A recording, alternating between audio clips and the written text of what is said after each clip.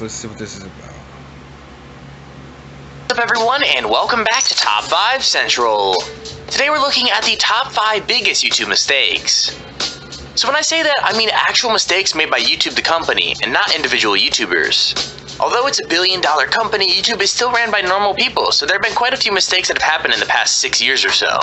Now if you like videos like this and you want to see more, make sure to leave a like on the video. Let's see if we can break 5,000 likes on this video within 24 hours. With that said, let's get right into it. Number 5. The unsub glitch. Yeah, I remember. The idea that YouTube is broken is nothing new. A lot of YouTubers have talked about their channel dying in the past few months, but what happened yesterday was the biggest glitch in YouTube's history. It was discovered by a guy called Black Screen TV, who noticed that every time someone unsubbed from his channel, he lost 2 subscribers. Basically meaning people could do it over and over again to destroy a channel sub count. It got so bad that his channel actually ended up at negative 100,000 subscribers. Everyone from PewDiePie to Leafy responded to this glitch, with Ethan from H3 Productions making a hilarious video about how his collab had killed Pew's channel. But thankfully, YouTube responded pretty quickly. Now it turns out it was just a display glitch, so they changed back the numbers that showed up by how many subscribers there actually were and not the glitched amount. Everything was reversed sometime last night, but not before becoming the biggest glitch in the history of YouTube. No one should have to go through what we all went through yesterday night. Witnessing one of the craziest moments in YouTube history ever. Now, what is this YouTube glitch that you're wondering? Well, we discovered it on stream and it's really simple, but it's also absolutely crazy. When you unsubscribe to a channel, it counts as 2 people and 2 people are unsubscribed. So what you can actually do is you can subscribe and unsubscribe to a channel over and over and over again, and what happens is that channel will repeatedly lose more and more subscribers quickly. And I'm talking about thousands and thousands per second. I can't believe it. I'm in absolute shock. Number 4. YouTube Heroes. Everyone knows that the YouTube comment section can be a pretty scary place, but when the site decided to do something about it, things didn't really go as they thought it would. The Heroes feature was created after people complained about the lack of moderation on the site, but in the eyes of many YouTubers, it completely backfired. The feature gave people the ability to mass flag videos that break the community guidelines, which completely ignores the fact that it could be used to target and attack specific channels. Also, many people have said that this feature could be used to push like an agenda or something like that, with groups ordering takedowns of videos that use language or topics they just don't like. Basically what that means is it completely destroys the idea of free speech on YouTube. Now it's true that people tend to freak out over nothing, and in certain parts of the Heroes program, like the ability to create captions on videos, have actually really helped creators out. But it's really easy to see how this could just put more power in the hands of trolls. Now they did end up fixing it, and I gotta admit, it really helps people who speak different languages and also helps fight spam. However, the initial startup of YouTube Heroes was anything but successful.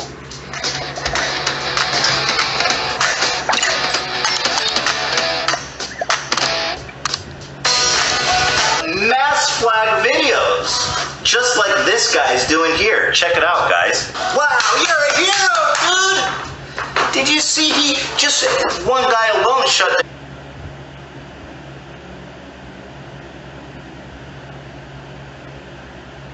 down. This is probably the most haunting feature. Okay.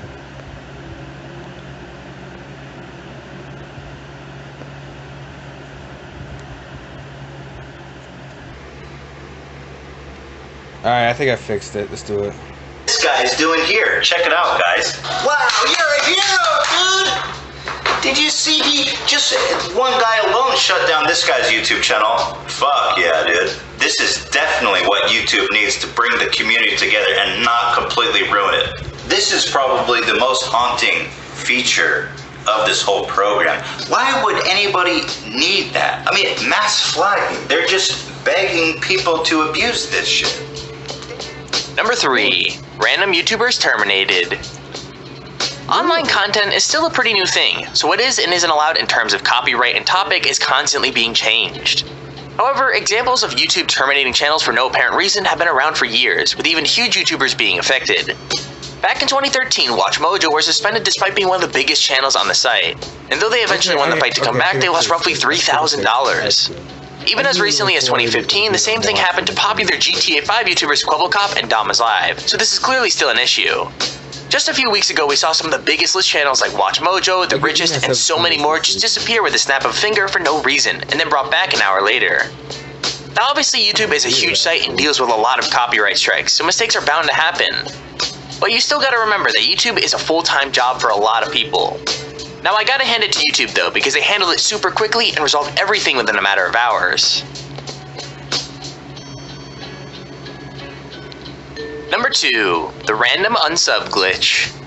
Yeah. Out of all the rumored glitches, the idea that YouTube is unsubscribing people from their favorite channels may be one of the most well-known. That's been happening for years. Back in 2016, everyone from PewDiePie to H3 made videos talking about how every time they uploaded a video, they saw a huge dip in their subscribers. That's when a lot of viewers came forward and responded by saying that they had been unsubscribed to a channel without knowing. Now YouTube has released several statements denying it, and even had to clarify on Twitter that yesterday's glitch was not related to the rumor. On the other side of things though, many vloggers have accused YouTube of lying. Now MatPat from Game Theory made a 2-part video blaming the loss of engagement on a change in the kind of content YouTube wants people to make. With all the recent controversy, it's pretty much impossible to know what the truth is, so you're gonna have to make up your own mind. If you want my personal opinion though, I feel like subscribers are just seeing channels they don't want to watch anymore when the video pops up in their sub feed and just unsubscribes, but that's just me. My live count. This is, let me show you right now, my live count. This is from when I just uploaded. As you can see, it's slowly going down. But then, all of a sudden, bam, look at this. I don't know, I just lost subscribers, just like that. And the thing is, and then it gradually keeps going down. Like, I really don't understand why this is happening. But you need to understand, this isn't just happening to me. This is also happening to many other YouTubers. It's just that I don't know why. A lot of them are afraid to speak out. Okay, here's a quick honorable mention. As you already know, YouTube has done some really stupid things to the site. But sometimes their ridiculous choices have a happy ending. When Google bought YouTube back in 2006, it caused a lot of controversy. But that was nothing compared to the outrage when in 2013 they made Google Plus mandatory to comment on videos. Yeah. The anger was so massive that British YouTuber Emma Blackery's song F You Google Plus went viral. And the site's own co-creator commented on his first vlog saying, "Why the F do I need a Google Plus account to comment on a video?" On top of all this, people complained that massive amounts of comments were lost, and that engagement dropped because no one wanted to use the new system. The change led to a good old-fashioned war in the comments, with the stick figure Bob being spammed over and over to fight the forced accounts. However, in 2015, YouTube ended the requirement, and people could now deactivate their Google Plus accounts without losing data, basically proving that good things come to those who wait. I'm really glad that YouTube recently has been listening to the community, because it seems like no matter what, in the end, things always work out. Now bring back the older YouTube channels. Woke up this morning and checked my Twitter, went on Facebook and moaned about the weather, and then I checked my friends' updates on Google Plus. Wait, no I didn't, cause it sucks. So how did they make their investment back? They took YouTube and fucked it in the ass. Leave us alone, we just wanna make videos. We just want our website back. Why is it so hard to understand? Fuck you, Google Plus. We don't want your fucking fuss. You ruined that side. Number 1. YouTube demonetization. Wait, what? Now, a lot of YouTube mistakes are really not that big of a deal. They might freak people out a bit, but once they're fixed, there's not a lot of lasting damage. But when an issue affects monetization, things can get pretty serious, because it causes many people who do YouTube for a living to wonder if the stress is really worth it. Last year, YouTube changed their guidelines for advertising, and anything considered quote-unquote graphic content was demonetized, along with any other video using excessively strong language. Many news channels, including Philip DeFranco, realized the new rules could hurt their content, but it was the way the guidelines were rolled out that really caused the outrage. It turns out YouTube was using tags and titles to predict which videos couldn't have ads, so many channels, even the family-friendly Vlogbrothers, were unfairly affected. Even worse, when YouTube created a better appeal system to fix the issue, many YouTubers saw that their old content had been demonetized for years. The whole situation was a mistake, and meant that loads of channels lost money with no way to get it back, so YouTube probably should have left it alone. I mean, I guess I could understand it from their point of view though, like obviously advertisers don't want to be displayed on anything that's really bad, but I wish it was a lot more transparent from the start. The good thing is, just like every other issue on this list, YouTube fixed it in the end, and for that, we love you, YouTube.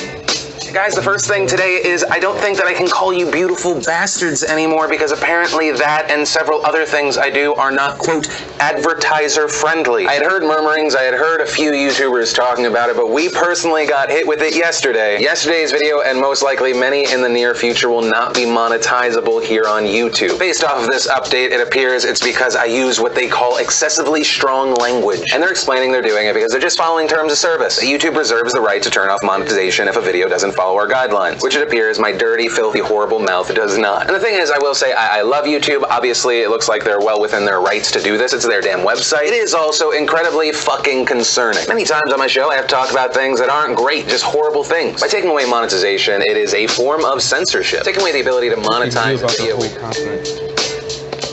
And there's our video on the top 5 biggest YouTube mistakes. If you enjoy...